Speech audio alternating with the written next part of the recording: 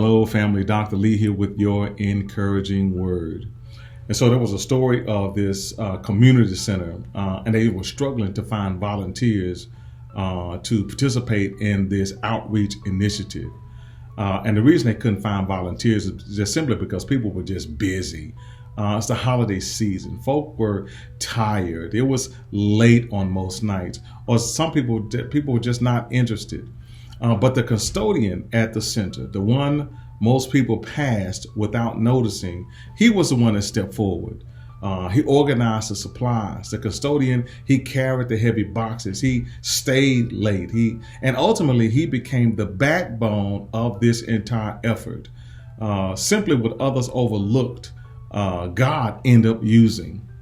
And this reminds me of Luke chapter 2, verse 8, and it gives us a similar picture. The first people God entrusted with heaven's message were shepherds, ordinary laborers working the night shift on the outskirts of town. They were not trained leaders. They were not socially important. They weren't people anyone would expect to receive a divine revelation, not somebody you go to church and hear. But yet God deliberately chooses them. Why? Because God doesn't choose people based on status. He chooses them based on availability. The shepherds remind us that God's call often comes to those who feel unnoticed, to those who feel unqualified or even unimportant. These shepherds, they weren't trying to get God's attention. They were simply doing their everyday work. Shepherds, keeping their flocks by night. And it was there with the shepherds in the ordinary routine that heaven spoke. And this tells us something powerful. You don't have to be extraordinary for God to use you. You just have to be willing. And I tell you that God specializes in using those who are overlooked and underestimated.